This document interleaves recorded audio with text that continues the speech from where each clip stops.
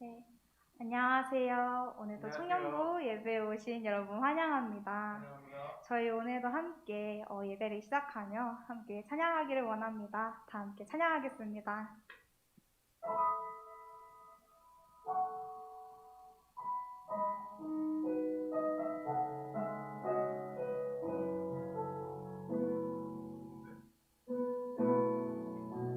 내 모든 소망이 내 모든 소망이 끊어졌다 해도 내 모든 기회가 없어졌다 해도 좌절과 절망이 나의 앞에서 나를 기다린다 해도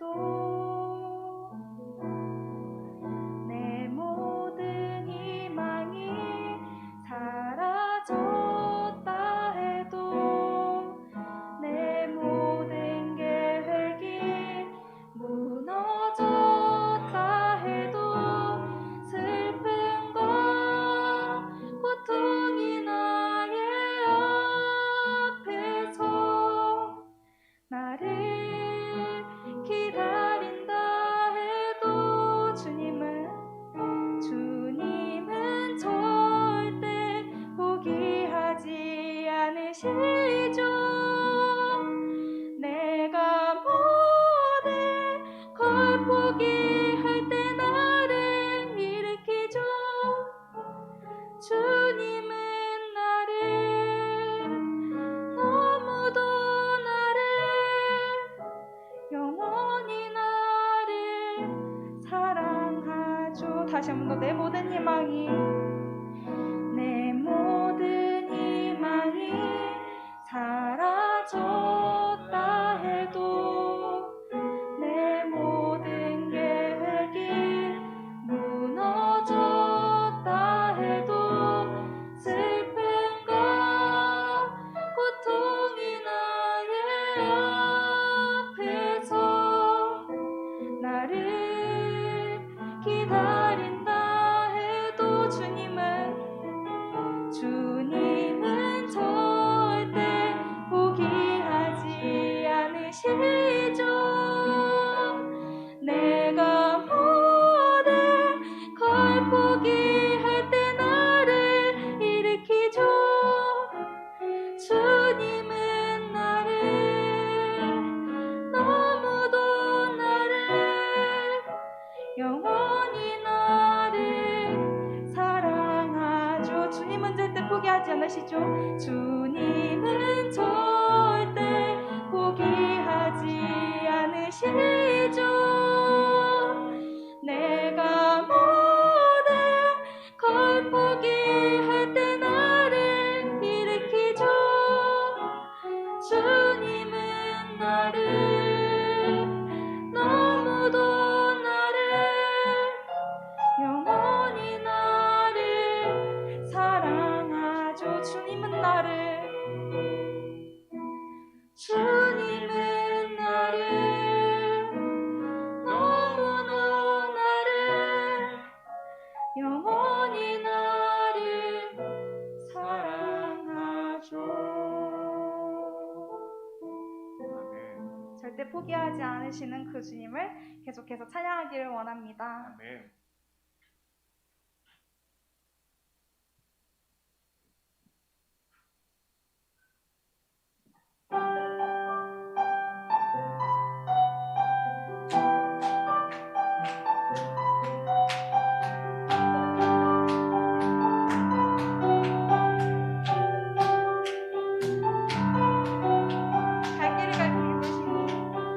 갈 길을 밝히고 있으니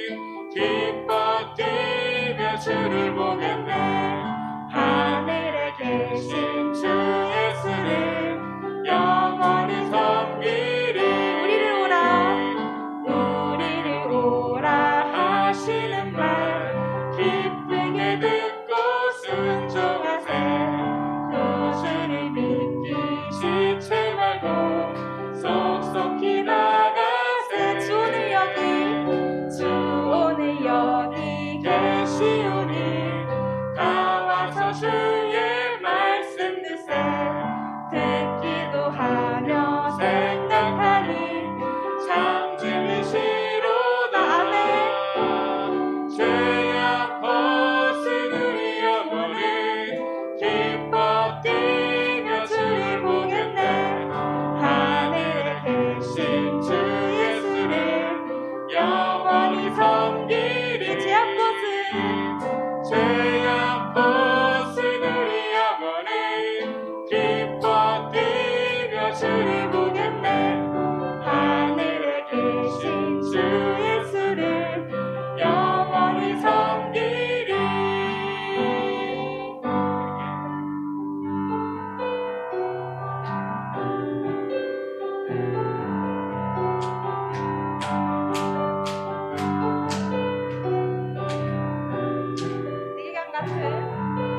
내게 강 같은 평화, 내게 강 같은 평화, 내게 강 같은 평화가 넘치네. 내게 강 같은 평화, 내게 강 같은 평화, 내게 강 같은 평화가 넘치네. 내게 바다 같은 사랑, 내게 바다 같은 사랑, 내게 바다 같은 사랑, 내게 바다 같은 사랑이 넘치네. 할렐루야. 내게 바다 같은 사랑, 내게 바다 같은 사랑, 내게 바다 같은 사랑이 넘치네. 내게 샘솟는 사랑, 내게 샘솟는 기쁨, 내게 샘솟는 기쁨, 내게 샘솟는 기쁨이 넘치네. 내게 샘솟는 기쁨, 내게 샘솟는 기쁨, 내게 샘솟는 기쁨이 넘치네. 마지막으로 내게 강 같은 평화, 내게 강 같은 평화, 내게 강 같은 평화, 내게 강 같은 평화가 넘치네. 할렐루야. 내게 강 같은 평화, 내게 강 같은 평화, 내게 강 같은 평화가 넘치네.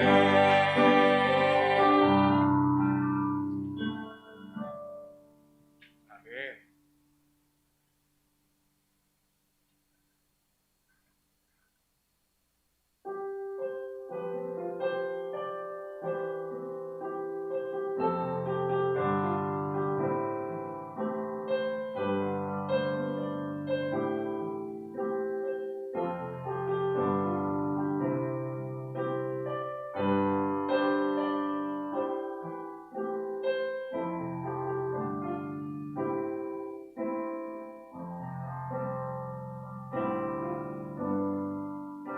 주님 말씀하시면, 주님 말씀하시면 내가 나아가리다. 주님 뜻이 아니면 내가 멈춰서리다. 나의 가고 서는 것 주님 뜻에 있으니 오 주님 나를 이끄소서. 뜻하신 그곳에, 뜻하신 그곳에 나 있기 원합니다.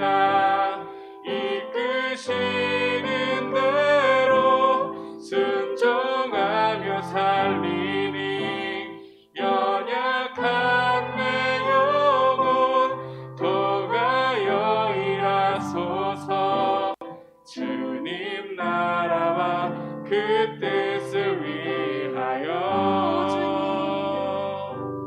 오 주님 나를 이끄소서. 다시 한 번 더 주님 말씀하시며 주님 말씀하시면 내가 나가리다. 주님 뜻이 아니면 내가 멈춰서리다. 나의 가고 서는 것 주님 뜻에 있으니 오 주님 나를 이끄소서. 뜻하신 그곳에 나 있기 원합니다. 이끄시는 대로 순종하며 살리니 연약한 내 영혼 도가여 일하소서. 주님 나라와 그 뜻을 위하여 뜻하신 그곳에 나 있기 원합니다. 이끄시는 대로 순종하며 살리니 연약한 내 영혼 도가여 일하소서. 주님 나라와 그 뜻을 위하여 오 주님 나를 이끄소서. 오 주님 나를 이끄소서. 오 주님 나를 이끄소서. 마지막으로 오 주님 오 주님 나를 이끄소서. 네, 다 함께 대표 기도자 나오기 전까지 함께 기도하길 원합니다. 언제나 말씀하시는 주님의 뜻 가운데 주님의 말씀 가운데 서길 원합니다. 주님 언제나 주님 순종하며 살아가기를 원합니다라는 고백으로 지금 이 시간 함께 기도하기를 원합니다. 함께 기도하겠습니다.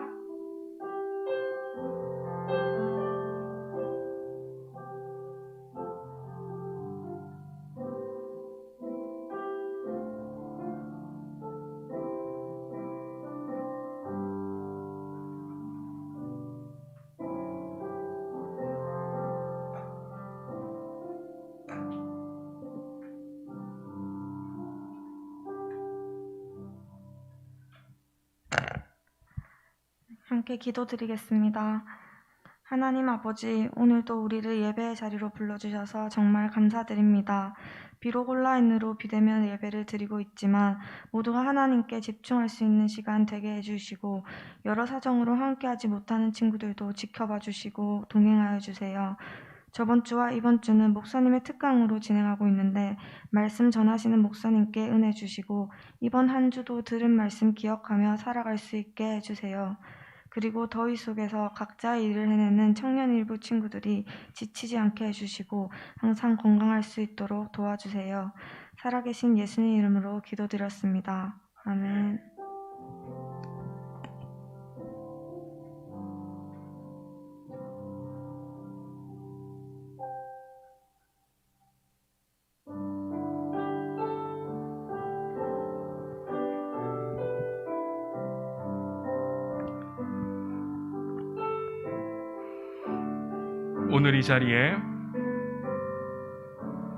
오늘 이 자리에 모인 우리 어린 양 예수 따라가는 무리 되게 하소서. 성령의 충만한 임재 안에 어둡던 우리는 밝아져서 주를 보게 하소서.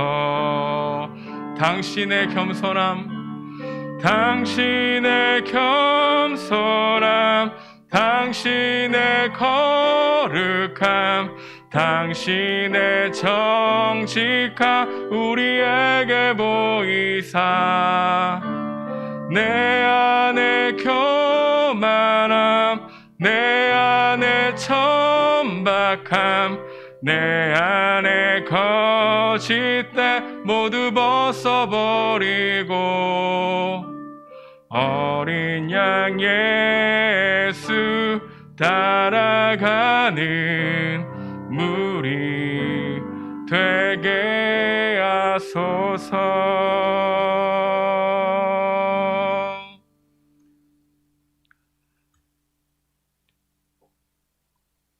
오늘 선포될 하나님의 말씀은 예레미야 42장입니다. 예레미야 42장 우리 1절에서 13절까지 말씀만 함께 보도록 하겠습니다. 42장 1절에서 13절까지 말씀 우리 함께 교독하도록 하겠습니다. 하나님의 말씀 받들어 읽겠습니다. 이에 모든 군대의 지휘관과 가레의 아들 요하난과 호사의 아들 여사냐와 백성의 낮은 자로부터 높은 자까지 다 나아와 선지자 예레미야에게로 이르되 당신은 우리의 탄원을 듣고 이 남아있는 모든 자를 위하여 당신의 하나님 여호와께 기도해 주소서. 당신이 보는 바와 같이 우리는 많은 사람 중에서 남은 적은 무리이니라. 당신의 하나님 여호와께서 우리가 마땅히 갈 길과 할 일을 보이시기를 원하나이다. 선지자 예레미야가 그들에게 이르되 내가 너희 말을 들었은즉 너희 말대로 너희 하나님 여호와께 기도하고 무릇 여호와께서 너희에게 응답하는 것을 숨김이 없이 너희에게 말하리라. 그들이 예레미야에게 이르되 우리가 당신의 하나님 여호와께서 당신을 보내사 우리에게 이르시는 모든 말씀대로 행하리이다. 여호와께서는 우리 가운데 진실하고 성실한 증인이 되시옵소서. 우리가 당신을 우리 하나님 여호와께 보냄은 그의 목소리가 우리에게 좋든지 좋지 않든지를 막론하고 순종하려 함이라. 우리가 우리 하나님 여호와의 목소리를 순종하면 우리에게 복이 있으리라 하니라.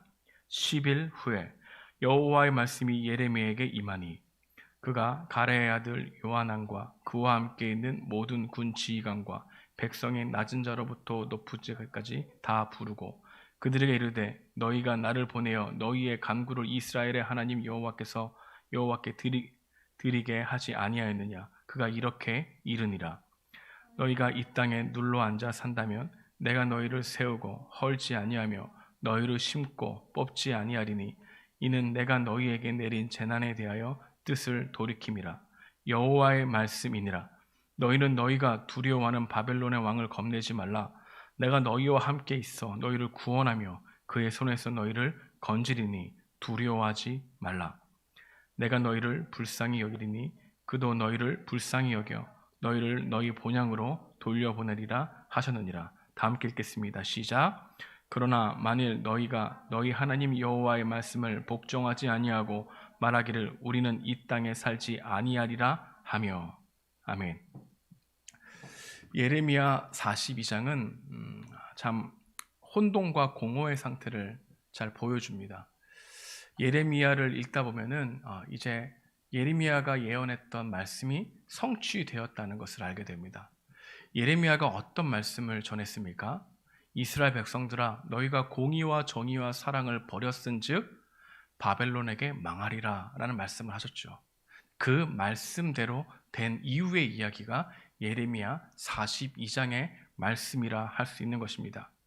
오늘 본문은 요하난이라고 하는 인물이 나옵니다. 그리고 그를 따르는 군 지휘관들이 나오고 또 그를 따르는 백성들이 나옵니다. 그리고 그들이 누구를 찾아가냐면 예레미야를 찾아가죠. 그때의 상태는 식민 지배를 당하고 있죠. 서로가 서로를 의지하지 못하죠. 그래서 작은 무리들이 더욱더 큰 힘을 쫓아다니는 세대였습니다. 그런 시기가 바로 이때였죠. 그래서 많은 사람들이 군대의 장관들을 따라다니는 사람들이었습니다. 그들이 자신의 목숨을 지켜준다고 생각했기 때문이죠.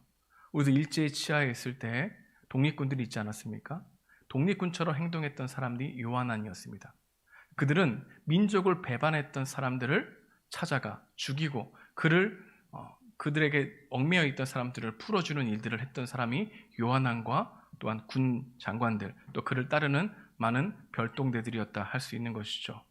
근데 그들이 무엇을 두려워했냐면 자신들의 행동을 바벨론의 왕이 알고 그들이 자신들을 죽일까 두려워 이제는 떠나려고 했습니다. 어디로 떠나려고 했느냐? 애굽으로 떠나려고 하고 있는 상태에 누가 생각났냐면 예레미야가 생각났던 겁니다. 그래서 예레미야에게 가서 한 번은 물어보고 가자라고 했던 것이죠. 그들의 마음 가운데는 불안했습니다. 그들은 누구를 찾아가냐? 예레미야를 찾아가죠. 그리고 예레미야에게 기도를 요청합니다. 그게 오늘 본문의 시작인데요. 오늘 본문 2절 말씀 함께 보겠습니다. 선지자 예레미야에게 이르되 당신은 우리의 탄원을 듣고 이 남아있는 모든 자를 위하여 당신의 하나님 여호와께 기도해 주소서. 예레미야를 찾아간 이유가 기도해 달라라고 하는 것이죠. 그들은 무엇을 걱정했을까요? 무엇을 근심했을까요? 미래를 근심했습니다. 지금까지 일어난 일도 그들에게 매우 충격적인 일이었지만 앞으로 어떤 일이 일어날지 모르기에 기도를 부탁한 것이죠. 그들은 근심하고 있었죠. 여러분, 근심의 뿌리가 무엇입니까? 불확실성, 모호성, 그리고 변동성 아니겠습니까? 그들은 이러한 상황이 올 줄 몰랐고 와보니 하나님 말씀이 정말 사실이었구나라는 것을 깨닫고 두려워했죠.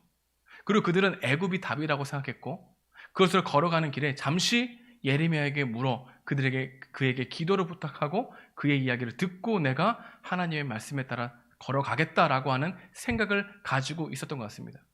하지만 그들은 중요한 것은 애굽에 가려고 하는 목적이 하나님의 말씀을 들으려고 하는 것보다 훨씬 컸다는 것을 우리는 이 본문을 통해서 알게 되는 것이죠.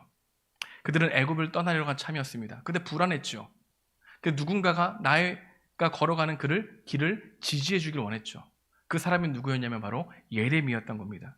그래서 예레미야에게 이런 얘기를 합니다. 오늘 본문 3절인데요. 당신의 하나님 여호와께서 우리가 마땅히 갈 길과 할 일을 보이시기를 원하나이다. 마땅히 갈 길과 할 일을 보이시기 원합니다. 그래서 이 마음 속에는 어디로 가려고 하고 있었다고요?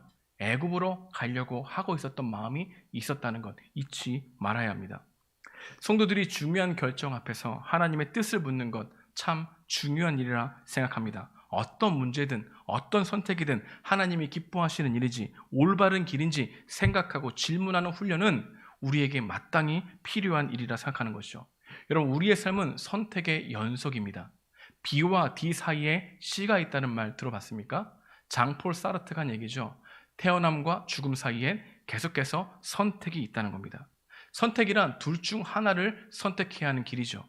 근데 우리는 둘 중 하나를 선택하는 것을 힘들어합니다. 그래서 둘 다 선택할 수 있는 방법을 생각하고 모색하는 게 우리의 본능이죠. 그래서 두 가지를 다 하려고 합니다. 여러분, 신앙생활에도 마찬가지입니다. 신앙생활에도 어떤 하나를 선택해서 주의 말씀을 따라 가려고 하는 마음을 힘들어하죠. 그래서 세상에서도 성공하고 하나님도 잘 믿고 싶어하는 이 두 마음이 선택하기 힘들어하는 우리 마음속에 내져 있는 본능이라 할 수 있는 것이죠. 신앙생활을 제대로 하다 보면은 두 마음이 일어납니다. 그리고 두 마음이 있다는 것을 발견하게 되죠. 하나님과 세상에 대한 두 마음, 신앙과 욕심에 대한 두 마음이 우리 가운데 있다는 것을 선택을 하는 가운데 깨닫게 된다는 것입니다. 우리는 선택에 있어서 실수하고 싶어 하지 않습니다. 왜냐하면 선택함에 있어서 후회하고 싶지 않기 때문입니다. 실수와 후회를 통해서 찾아오는 나의 무능함에 좌절하거나 또한 실망하는 것을 우리는 매우 두려워하죠. 그래서 좋은 선택을 원합니다. 실패하지 않는 길로 걸어가고 싶어 하죠. 근데 성경은 지식의 습득을 통해서 좋은 선택을 할 수 있는 것이 아니라 여호와를 경외하는 삶의 태도와 자세로 문제를 바라보는 연습을 통해서만 지혜롭게 되면 올바른 선택을 할 수 있다고 말씀하고 있는 거죠. 성경은 선택해야 할 A와 B 그 자체에 더 중요한 게 무엇인가라고 찾기보다 알파와 오메가이신 하나님을 경외하려고 하는 마음으로 문제와 상황을 볼 때에 우리가 가야 할 길이 분명하고 선명하게 드러난다고 말씀하고 있는 것이죠. 잠언 3장 5절과 6절 말씀을 함께 읽어보겠습니다. 이렇게 말합니다. 너는 마음을 다하여 여호와를 신뢰하고 내 명철을 의지하지 말라. 너는 범사의 그를 인정하라. 그리하면 내 길을 지도하시리라. 성경은 우리의 이성이나 직관이 아니라 하나님의 말씀의 권위를 믿으며 살아가라고 명령하고 있습니다. 삶에서 만나는 상황마다 구체적으로 명시된 구절은 없죠. 하지만 말씀은 범사에 우리를 인도해 가신다고 약속합니다. 여러분, 이게 중요합니다. 명시된 구절이 없어도 하나님의 말씀은 범사에 우리를 인도하시고 선택할 수 있도록 돕는다는 이 말씀을 믿을 때 우리는 하나님께 물어보는 삶을 살아가게 된다는 것이죠. 그렇지 않으면 우리는 대부분 우리의 좋고 싫음을 옳고 그름으로 판단하고 생각하는 경향이 많죠. 이 사회는 계속해서 나의 감정을 믿으라고 호소합니다. 감정이 이끄는 삶, 본능에 이끄는 삶, 내가 좋아하는 이끌리는 삶이 최고의 삶이라고 얘기하죠. 여러분, 내가 이끄는 삶, 나의 본능이 이끄고 나의 욕망이 이끌리는 삶은 나에게는 좋지 모르지만 점점 시간이 지나가면 지나갈수록 굉장히 이기적인 삶으로 변하게 된다는 것을 깨닫게 되는 것입니다. 그래서 성경은 스스로 지혜롭게 여기지 말라고 얘기하죠. 스스로 지혜롭게 여기는 자를 어리석다고 얘기합니다. 이런 어리석은 사람은 여러 조언을 듣지 않아요. 한 종류의 조언만 듣습니다. 예컨대 청소년들은 어른의 조언을 싫어하죠. 누구의 조언을 좋아합니까? 같은 또래 집단의 조언을 좋아하는 경우가 많죠. 우리 중에는 성향이 같은 사람의 의견만 듣고 성향이 다르면 듣지 아니하려고 하는 마음들이 많이 있습니다. 경청해야 할 일인데 계속 귀를 닫고 있는 부분이 우리 가운데 있는 죄성이라 할 수 있죠. 여러분, 하나님께 물어보려고 하는 삶의 태도와 자세 너무나 중요합니다. 여러분, 물어보려고 할 때 나의 고집과 나를 중심으로 생각하는 것을 내려놓을 수 있기 때문이죠. 그들은 예레미야에게 물어보았습니다. 내가 가야 할 길, 그리고 내가 해야 될 일이 무엇인가요? 그리고 기도를 부탁했죠. 그 기도를 부탁할 때 그들이 예레미야에게 한 말이 흥미롭습니다. 다시 3절 말씀 보겠습니다. 3절에 이렇게 말하죠. 당신의 하나님 여호와께. 여러분, 근데 좀 특이하지 않습니까? 왜 나의 하나님이 아닌 당신의 하나님 여호와께 기도를 부탁합니다 라고 말했을까요? 어쩌면 그들은 지난 삶을 생각해 봤을 때 죄책감이 있었던 것 같습니다. 하나님과 거리감이 있다고 생각했죠. 그래서 나의 하나님이 아닌 당신의 하나님이라고 불렀다는 것을 생각해 볼 수 있습니다. 여러분, 우리들에게도 이런 마음이 있습니다. 하나님과 멀어져 있다는 생각. 여러분, 하나님과 멀어져 있다라고 하는 생각이 나를 지배하게 되면 스스로 기도하기를 멈추게 됩니다. 내 기도를 듣지 않을 것 같다는 생각을 더 믿게 되고 지배받게 되는 것이죠. 그래서 기도하는 자리에 앉아있지만 잠시 기도하는 척하다가 기도에 언저리 앉아있다 잠시 돌아가는 경우가 많이 있다는 것을 알게 됩니다. 여러분, 여러분이 기도가 안 되고 내가 하나님과 멀어져 있다고 생각이 들며 하나님께 기도를 드릴 때 내 기도를 듣지 아니하실 거라는 의심과 불신이 있을 때 반드시 점검해야 하는 것이 있습니다. 내가 기도하기 전에 먼저 해결해야 할 일들이 생각나거든 해결해야 한다는 것이죠. 왜 기도가 안 되는 것일까? 왜 하나님이 멀게 느껴지는 것일까? 왜 내 마음에는 하나님이 나의 기도를 받지 않는다고 생각하는 것일까? 스스로 진단해 봐야 합니다. 계속해서 진단하고 질문해 보는 것이죠. 그러다가 만약 돌이켜야 될 문제가 생각나거든 그 돌이켜야 될 문제를 해결하는 것입니다. 형제와 화해해야 할 일이 생각나면 그 형제에 가서 용서를 구하는 거죠. 내가 스스로 하지 말아야 될 것이 생각나거든 그것을 끊어버리겠다라고 하는 고백과 함께 그런 노력을 해보는 겁니다. 그게 바로 하나님과의 관계적인 기도의 시작점이죠. 여러분, 하나님이 당신의 하나님처럼 멀게 느껴지고 있다면, 즉 우리가 기도를 하더라도 그 기도가 잘 안 되고 있다면 하나님과 멀게 느껴지는 나의 마음 상태를 뒤돌아봐야 한다는 것이요. 반드시 진단하고 넘어가야 됩니다. 그리고 내가 왜 기도가 안 될까? 여러분, 내가 왜 하나님께 기도하는데 망설여질까? 내 기도를 하는데 왜 하나님을 향한 의심과 그 마음 가운데 불신이 일어날까? 반드시 점검해보고 진단해볼 수 있는 은혜가 있길 소망합니다. 또한 그들은 왜 나의 하나님께 간구해달라고 하지 않고 당신의 하나님께 기도를 부탁했을까요? 여러분, 여기에 당신의 하나님이라는 표현에는, 그리고 이 속뜻에는 어떤 의미가 담겨 있을까요? 나의 기도보다 예레미야의 기도를 더 잘 들으실 것이라는 생각에 나의 하나님이 아닌 당신의 하나님 여호와께 간구를 합니다라고 하는 고백을 한 것이죠. 자신보다 예레미야의 기도를 더 잘 들으실 것이라는 생각에 기도를 부탁한 것이죠. 여러분, 사람들은 나보다 하나님을 더 잘 안다고 생각하는 사람들을 찾아갑니다. 여러분, 사람들은 나보다 더 하나님과 친밀하다고 생각되어지는 사람들에게 상담을 요청합니다. 여러분, 사람들은 더 많이 기도하고 있다고 하는 사람들에게 해답을 구하러 가는 경우가 많죠. 하나님께 내가 기도했지만 기도 응답이 안 되니 나보다 기도 응답을 더 잘 받을 것 같은 사람들의 어기에 기웃거리는 마음이 바로 우리 안에 있다는 것이죠.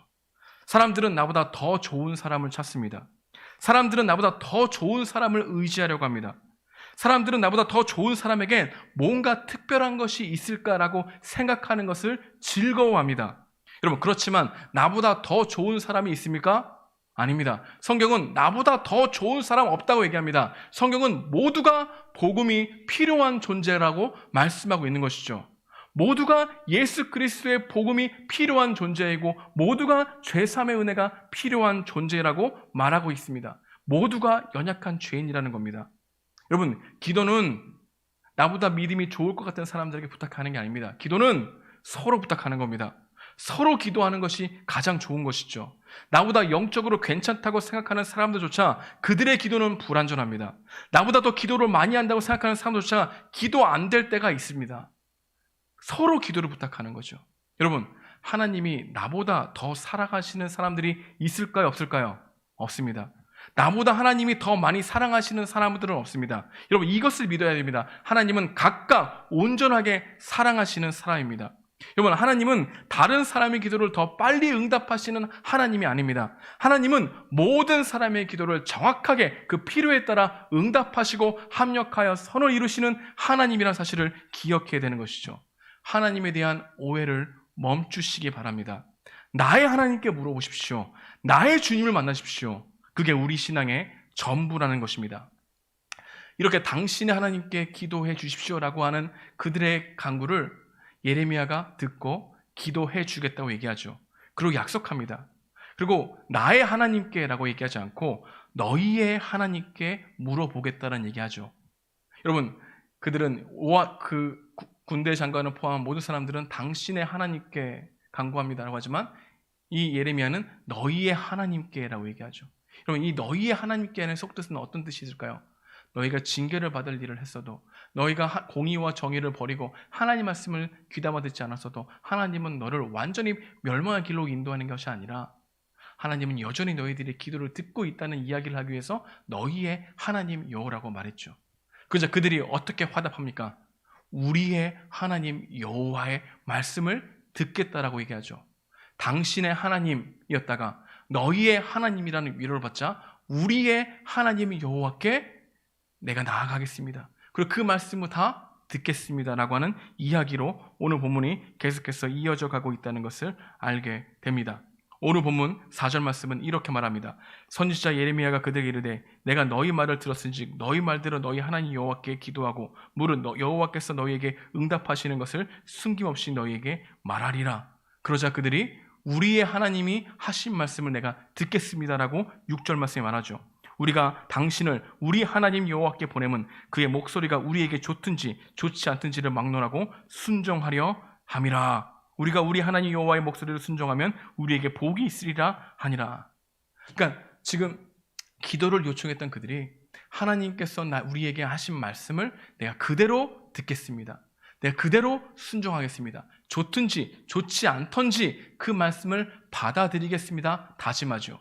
그리고 더 나아가 장담합니다. 근데 우리는 이 말씀을 읽을 때 이들의 다짐과 이들의 장담이 얼마나 허약한지를 우리는 알고 있죠. 여러분, 그들은 자신들이 얼마나 허약하고 변덕스러운지를 잘 몰랐던 것 같습니다. 여러분, 근데 우리는 압니다. 그런 소리가 얼마나 허망한 것인지를 말이죠. 여전히 우리는 주님을 신뢰하며 따르겠습니다라고 고백하지만 나의 뜻과 조금이라도 달라지면 나 그것을 못합니다 주님이라고 말할 그런 연약한 종이라는 것이죠. 여러분, 구체적인 상황에 나갈까지는 우리는 하나님 하겠습니다 다짐하더라도 그것이 나에게 이로운 말씀이 아니라고 생각되면 고개를 돌려버리는 죄성을 가진 존재이죠. 우리는 그렇게 하고 싶습니다라고 말할 뿐이지 다짐합니다, 내가 꼭 그렇게 하겠습니다, 장담합니다라고 할 수 있는 그 말씀을 지킬 수 있는 신실함이 우리 가운데 없다는 것을 이 본문을 통해서 생각해 볼 수 있다는 것입니다. 여러분, 신앙생활은 장담하는 것이 아닙니다. 여러분, 주님을 결코 부인하지 않겠다고 하는 베드로 몇 번 부인했습니까? 3번이나 부인했죠. 베드로는 호언장담했습니다. 옛말에 무식하면 용감하다는 말이 있죠. 여러분, 자기 자신의 존재에 대해서 무식하면 하나님에 대해서 용감해집니다. 여러분, 우리의 주제를 아는 것이 지혜로움입니다. 나의 선한 동기를 끝까지 지킬 수 있는 의지가 너무 약하다라고 하는 생각을 알게 되면, 그런 마음을 느끼게 되면 우리는 다짐합니다, 장담합니다 얘기하지 않고 주님의 뜻이 나에게 이루어지기를 간절히 원합니다라고 하는 주님의 일하심을 더 소망하게 하게 되는 것이죠. 여러분, 교만함이 뭡니까? 교만함은 자기 자신을 믿고 자기의 가능성을 크게 보는 것이 교만함입니다. 여러분, 출애굽기에 보게 되면 이스라엘 백성들이 하나님이 율법을 주셨을 때 그 율법을 어떻게 하겠다고 얘기합니까? 내가 이 말씀을 다 지키겠습니다라고 얘기하죠. 근데 그 율법이 쓰여지는 잉크가 마르기도 전에 그들이 죄를 짓는 모습을 보게 됩니다. 여러분, 신앙생활은 장담하는 것이 아니라 기도하는 것입니다. 하나님의 뜻이 나에게 이루어지기를 간구하는 것이 신앙생활입니다. 여러분, 근데 장담하면 기도하지 않습니다. 장담과 믿음의 차이가 있어요. 여러분, 믿음은, 진짜 믿음은 하나님을 더 의지해요. 하나님께 더 나아갑니다. 근데 장담은 역설적이게도 하나님께 기도하지 않아요. 하나님이 해주실 것을 믿고 있는데 하나님께 기도하지 않는 것은 장담이에요. 근데 하나님을 정말 믿고 있다면 하나님께 기도하는 열심을 보이게 됩니다. 왜냐? 하나님이 일하시기를 소망하는 마음이 우리 안에 일어나기 때문입니다. 기도 없는 장담은 실패합니다. 중심에 나오는 확신이 있더라도 기도 없으면 무너지기 마련이죠. 여러분, 기도하는 사람은 장담하지 않고 하나님을 더 의지하게 되는 것이죠. 근데 이들은 뭐라고 얘기합니까? 내가 좋든지 좋지 않든지 하나님 말씀이 나에게 분명히 들려지면 내가 다 순종하겠습니다. 그리고 그 말씀이 우리에게 복이 되는 줄 압니다 라고 다짐하죠. 여러분, 그 마음을 의심하면 안 됩니다. 그 마음이 진짜일 수 있어요. 근데 중요한 것은 그 마음을 지킬 수 있는 사람이 아니라는 거죠. 연약한 존재라는 겁니다. 여러분, 오늘 본문에 보니까 재밌는 말씀이 있습니다. 7절 말씀인데요. 7절 말씀 함께 보겠습니다. 10일 후에 여호와의 말씀이 예레미야에게 임하니. 왜 10일 후에 하나님의 말씀이 그들에게 임했는지는 알 수 없습니다. 근데 우리가 한 가지 알 수 있는 게 있어요. 10일간 그들의 마음이 변했다는 걸 알 수 있습니다. 여러분, 하나님의 말씀을 받겠습니다라고 했을 때는 확실했어요. 100% 순종하려는 마음이었어요. 근데 이 10일이라는 기간이 그들의 마음을 변하게 했죠. 그들이 점점 다짐이 무너져 내렸죠. 순종하겠다는 마음이 흐려졌죠. 생각이 달라지는 시간이 언제였습니까? 10일이었다는 겁니다. 여러분, 말의 진정성과 일관성은 시간 앞에서 증명되는 것입니다. 여러분, 순종에 대한 다짐은 실제적으로 순종에 뒤따르지 않으면 다 거짓말이라는 것을 알게 됩니다. 우리는 수많은 핑계를 만들고 정당화시키며 옳은 일처럼 보이는 것을 좋아하면서 우리는 계속 내 마음을 괜찮다고 여길 것이죠.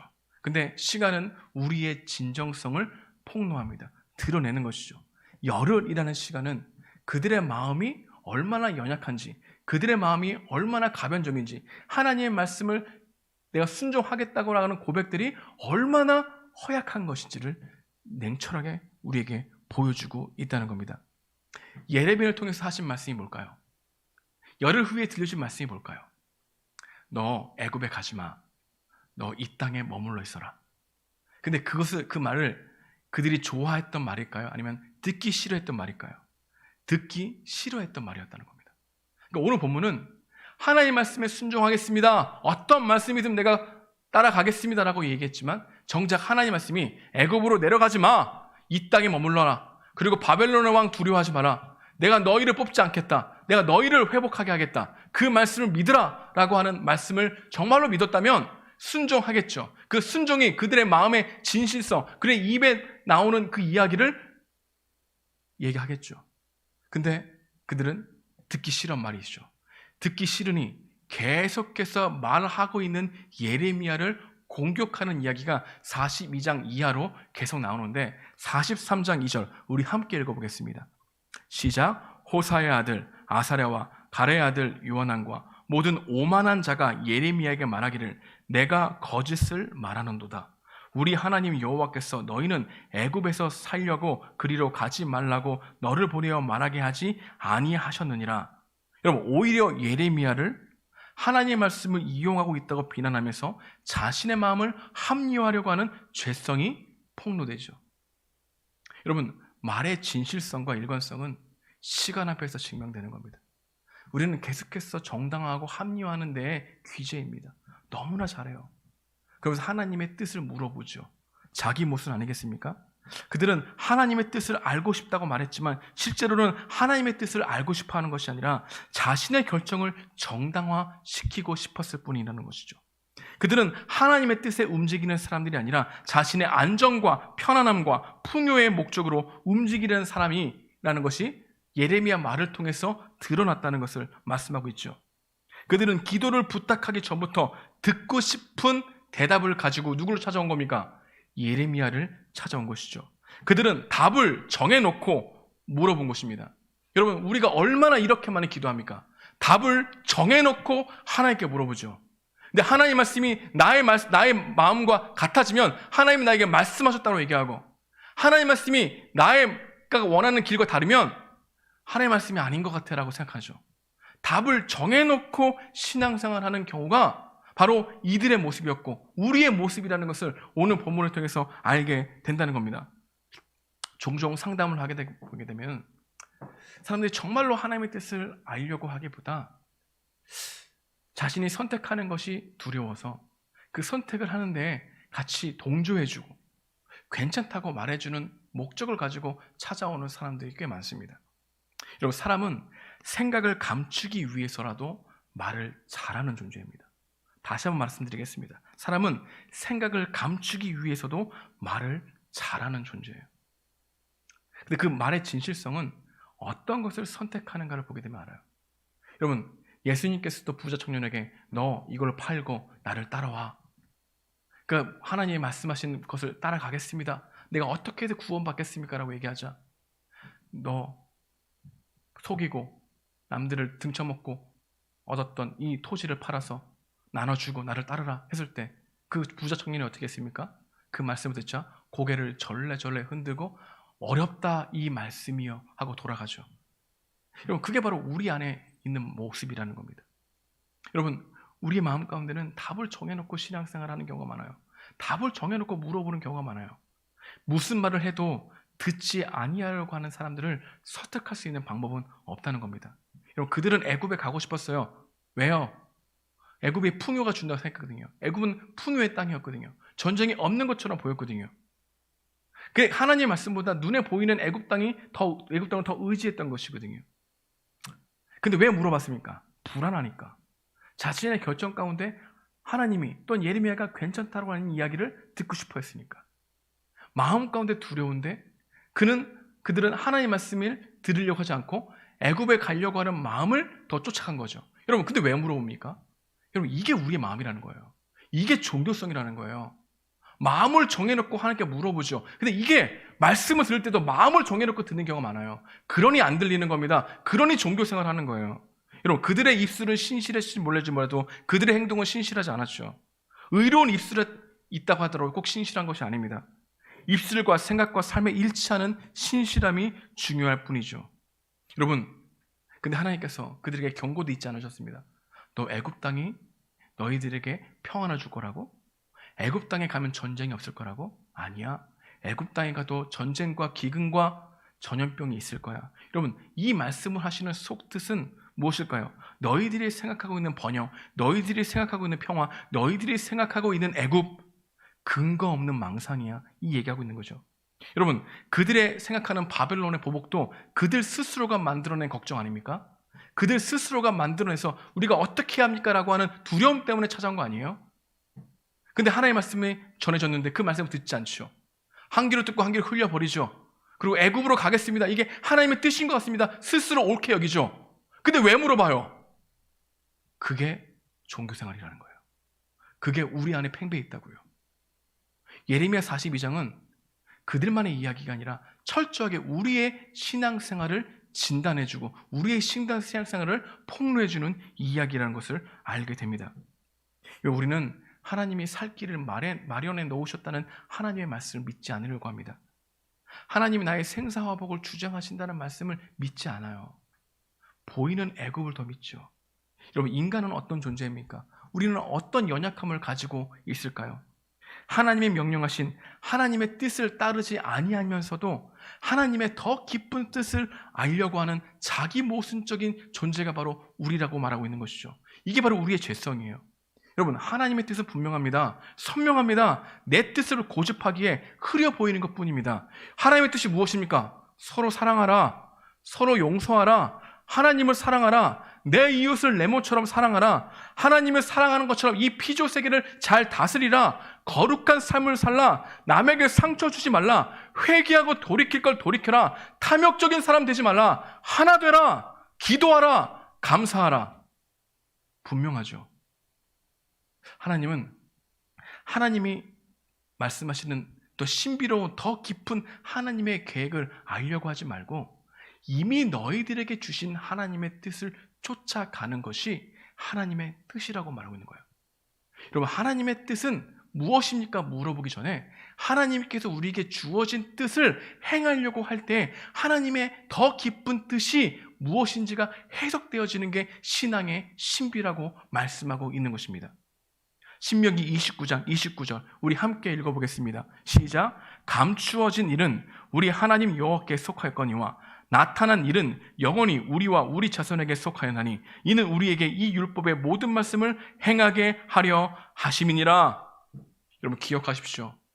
하나님께서 감추어진 말씀, 하나님께서 계획하신 뜻이 무엇입니까? 더 깊은 뜻을 구하려고 하기보다 이미 우리에게 주어진 하나님의 말씀을 따라가려고 할 때에 하나님께서 범사에 나의 삶을 지도하신다는 이 신앙의 신비가 경험되어져야 하나님의 뜻을 쫓을 수 있는 믿음의 근육이 생긴다는 사실입니다. 전 여러분들이 이 말씀을 한 귀로 듣고 한 귀로 흘려버리는 것이 아니라 주님의 말씀으로 듣는 은혜가 있길 소망합니다. 주어진 하나님의 말씀을 따르십시오. 그 말씀이 여러분들에게 주어진 하나님의 뜻입니다. 말씀을 적용하기 원합니다. 오늘 우리에게 주신 말씀은 무엇일까요? 첫 번째로 신앙생활인지 종교생활인지 분명히 진단하는 이 시간이 되길 원한다는 겁니다. 하나님을 믿는다고 말하면서 여전히 불신앙적인 삶을 계속 살고 있다면 신앙생활을 하고 있는 것이 아니라 종교생활을 하고 있는 것입니다. 여러분, 성경을 읽고 설교를 듣고 자기 생각대로 사는 사람과 성경을 안 읽고 내 뜻대로 살아가는 사람과 차이가 있습니까? 없습니까? 없지요. 여러분, 성경을 알고 내 뜻대로 살아가는 사람과 성경을 읽지 않고 성경을 모르고 내 뜻대로 살아가는 사람들의 차이가 있습니까? 없습니까? 없죠. 모두 자기 뜻대로 살아가는 것이죠. 여러분, 하나님을 믿습니다라고 하는 고백은 하나님의 말씀을 순종하겠습니다라고 하는 고백도 들어있다는 겁니다. 그러니까 하나님을 믿습니다라는 고백은 하나님의 말씀을 내가 따라가겠습니다라고 하는 고백 또한 이 말씀, 이 고백 안에 있다는 것을 생각해 봐야 되는 것이죠. 믿음의 진위 여부는 말에 있지 않고 행동에 있습니다. 그리고 믿음은 시간을 통해서 반드시 폭로됩니다. 진정성이 드러나게 되는 것입니다. 불완전하지만 하나님, 나 하나님 말씀을 쫓아가기 원합니다. 나를 도와주십시오라고 하는 믿음의 간구로 불완전한 나의 믿음을 온전하신 하나님께 고백되어질 때 하나님께서 우리의 고백을 듣고 우리에게 힘 주시는 은혜가 있는 줄 믿습니다. 신앙생활 꼭 하시고 종교생활을 버릴 수 있는 우리 청년들이 되길 소망합니다. 두 번째로 오늘 우리에게 주신 메시지가 있다면 현실보다 말씀을 붙들라는 겁니다. 여러분, 우리는 현실 감각이 지나치게 뛰어납니다. 모두 현실 극복을 위해서만 살아가는 것 같아요. 그러니까 삶을 잘 보십시오. 여러분 삶을 잘 진단해 보십시오. 대부분 현실 극복을 위해서 사는 사람들의 모습이 있죠. 현실 극복을 위해서 말씀을 봐요. 말씀을 통해서 현실을 바라보는 게 아니라. 그러니까 말씀을 읽는 목적이 현실을 극복하는 것이야. 여러분, 하나님을 믿는 건 그런 게 아니에요. 현실을 극복하기 위해서 말씀 보는 게 아니라 말씀을 통해서 넉넉히 현실을 이기는 것을 경험하는 것이 하나님 믿는 거예요. 현실이 아닌 말씀을 더 붙들 수 있는 은혜가 있길 소망합니다. 애굽도 답이 아니고 돈도 답이 아니고 스펙도 답이 아니고 미래도 답이 아니고 하나님이 여러분의 도와주시는 것이 답이라고 믿는 사람들이 성도입니다. 그 사람들이 그리스도인이에요. 그리스도가 나의 주인이십니다. 그리스도가 나를 도와주십니다. 그리스도만 믿으면 됩니다 라고 고백되어지는 사람들 되길 소망합니다. 그럼 그 안에 하나님께서 힘을 주시고 나의 일들을 잘 해결해갈 수 있는 능력도 주시고 그러면서 감사함을 하나님께 돌리게 되는 영화롭게 하는 그런 고백이 나오게 하시는 이 신앙의 신비가 우리 청년들에게 있어야 된다는 것이죠. 민수기 14장 11절 여러분들에게 하나님이 이렇게 말씀하십니다. 여호와께서 모세에게 이르시되 이 백성이 어느 때까지 나를 멸시하겠느냐? 내가 그들 중에 많은 이적을 행하였으나 어느 때까지 나를 믿지 않겠느냐? 이 말씀을 들을 수 있는 은혜가 있길 소망합니다. 마지막으로 오늘 우리에게 주신 메시지가 있다면 매일매일 말씀 앞에서 단순해져야 한다는 겁니다. 여러분, 말씀이 나에게 들려지게 되면 우리는 말씀 앞에서 단순해져요. 근데 왜 복잡해지냐면 이것저것 잴 것이 많기 때문입니다. 여러분, 하나님 말씀이 들려지면 나의 모호함은 사라져요. 근데 생각이 복잡해지는 이유는 이것저것 우선순위로 둘 것이 많기 때문에 그래요. 그래서 하나님의 말씀을 쫓아간다고 고백하지만 쫓아가지 못하는 이유는 하나님의 말씀이 들려지지 않아서가 아니라 하나님의 말씀보다 더 중요하고 소중하게 여기는 것들이 우리 삶 가운데 많기 때문이에요. 여러분, 내 자아에 끌려가는 인생은 절대로 하나님의 말씀을 듣지 못합니다. 자아에 끌려가는 인생은 생활이 복잡해져요. 여러분, 생각이 단순하다는 것은 멍청하다는 뜻이 아닙니다. 핵심을 알았다는 겁니다. 여러분이 말씀을 들을 때 핵심을 아는 게 뭡니까? 하나님이 나의 인생의 주관자이시구나. 나의 생사 여탈 것은 눈에 보이는 힘이 아니구나. 나의 생명은 하나님께 있구나. 하나님이 나를 창조하셨다면 하나님이 나를 끝까지 이끄시는구나. 핵심을 알았잖아요. 그래, 하나님 말씀 앞에 단순해지죠. 하나님 말씀 앞에 단순해질 수 있는 은혜가 있길 소망합니다. 여러분, 우리는 눈에 보이지 않는 분을 따를 수 있지만 우리가 알지 못하는 분을 따를 수 없습니다. 성경을 통해서 하나님을 알게 되면 확실해져요. 핵심을 알게 돼요. 예수님을 더욱더 깊이 알게 되고 또 그분이 우리의 모든 것이 된다는 것이 우리의 모든 것을 빼앗아가는 것이 아니라 모든 것을 균형 있게 보고 우상에 숨기지 않냐며 나를 균형 있게 내가 따라야 할 길, 걸어갈 길을 분명히 제시해 준다는 사실을 분명히 믿고 말씀에 올인할 수 있는 여러분과 제가 되길 주님의 이름으로 축복드립니다. 기도하겠습니다.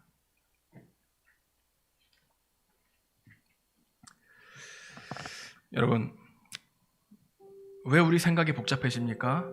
말씀을 덮고 있기 때문입니다. 왜 우리 안에 모호함이 사라지지 않습니까? 하나님의 말씀을 불신하고 의심하기 때문입니다. 우리 안에 하나님보다 더 소중하게 여기는 것이 너무나 많습니다. 우리 안에 하나님 안에 애착이 있는 것이 너무나 많이 우리 삶을 복잡하게 만들죠. 내 자아에 끌려다니는 인생 복잡해집니다. 어느 것 하나 내려놓지 못하고 중요한 것을 선택하지 못하지요. 여러분의 목숨보다 소중한 것이 있습니다. 여러분의 영혼보다 소중한 것이 있습니까? 없지요.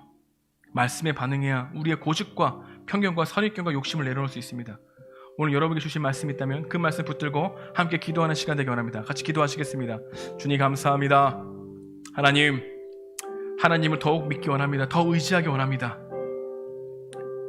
어느 것 하나 내려놓지 못하고 어느 것 하나 주님 앞에서 포기하지 못하고 어느 것 하나 언제나 두 마음을 품으려고 하는 우리의 죄성이 우리의 마음을 보게 됩니다.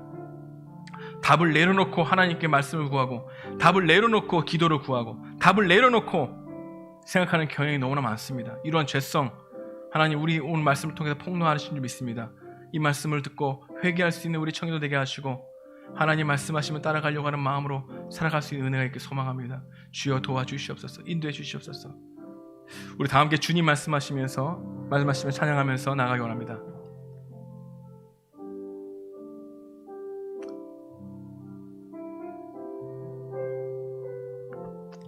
다 함께 찬양하겠습니다.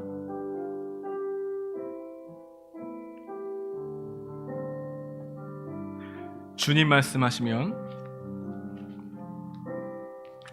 주님 말씀하시면 내가 나가리다. 주님 뜻이 아니면 내가 멈춰서리다. 나의 가고 서는 건 주님 뜻에 있으니 오 주님 나를 이끄소서. 주님 말씀하시면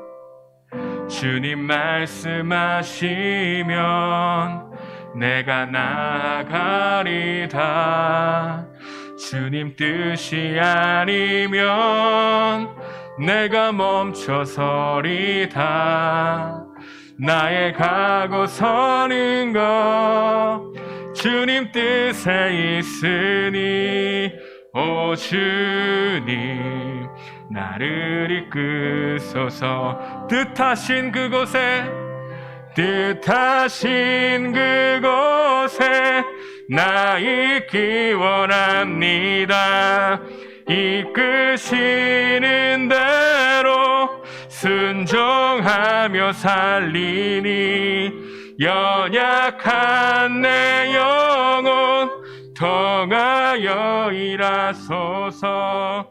주님 나라와 그 뜻을 위하여 뜻하신 그곳에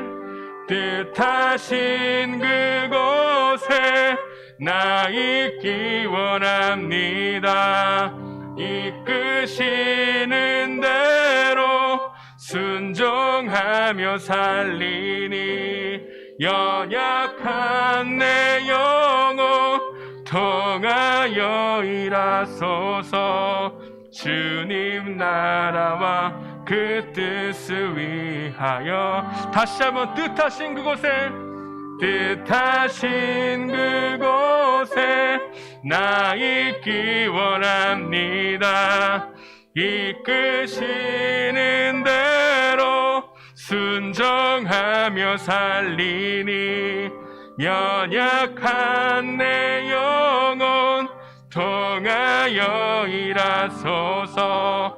주님 나라와 그 뜻을 위하여 오 주님 나를 이끄소서. 오 주님 나를 이끄소서. 제 기도하겠습니다. 말씀하시는 하나님, 어떤 문제든 어떤 선택이든 하나님이 기뻐하시는 뜻인지 올바른 길인지 생각하고 질문하며 여러 상황들을 말씀을 통해서 진지하게 고민하며 살아가겠습니다. 삶에서 만나는 상황마다 구체적으로 명시된 구절이 없더라도 말씀은 범사에 우리를 인도하신다는 이 사실을 굳게 믿게 하옵소서. 순종을 통해서 하나님의 뜻이 더 깊어져 감을 배우게 되었습니다. 이 신비를 깨닫게 되는 경험을 하기 원합니다. 주여 인도하여 주옵소서. 하나님을 믿습니다라고 고백하는 것은 하나님께 순종하겠습니다라는 이야기와 다르지 않다는 사실을 깨닫게 되었습니다.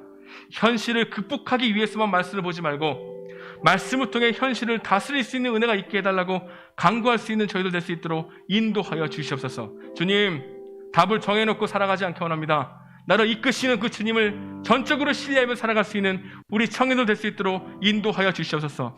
하나님, 오늘도 그냥 오지 않고 예물을 가지고 왔습니다. 이 예물이 복음이 전해지는 곳에 쓰여지게 하시고 정말 힘들다고 아우성치고 힘들다고 외치는 가난한 자들에게 흘러갈 수 있는 생명 될 수 있도록 도와주시옵시고 아무것도 두려워하지 말라, 염려하지 말라, 내가 너의 하나님 됨이라 라는 말씀을 굳게 믿을 수 있는 우리 귀한 성령님들, 우리 청년들 될 수 있도록 인도하여 주옵소서. 이제는 우리 그 주 예수 그리스도의 은혜와 하나님의 극진하신 사랑과 성령님의 감화하시고 교통하심이 말씀을 마음을 정하고 뜻을 정하고 주님을 따라가기를 원하는 우리 청년들 머리 위에 하나님의 말씀이 임할지어다.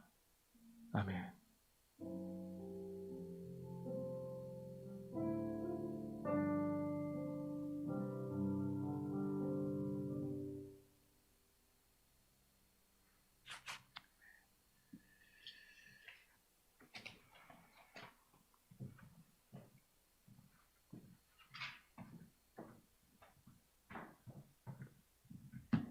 네, 안녕하세요, 여러분. 제가 처음으로 이렇게 광고를 맡게 되었는데, 네, 부족하더라도 잘 봐주시기 바라겠습니다. 네, 첫 번째 광고 넘겨주세요. 네, 예배 자리에 나오신 모든 분들 환영합니다. 처음 오신 분들은 아래 목사님 연락처로 연락 부탁드립니다. 네, 두 번째 광고로 네, 지금 비대면 예배를 진행 중에 있습니다. 거리두기 연장 상황에 따라서 예배 공지를 매주 업데이트 해드릴 테니 가족 단톡 다들 잘 봐주시기 바라겠습니다. 네, 다음 광고입니다. 네, 지금 성경 바르게 읽다 하나님 나라 관점으로 보는 성경 개론이 현재 진행 중에 있습니다. 오늘 예배 후에 가족 모임 대신 목사님의 특강이 진행됩니다.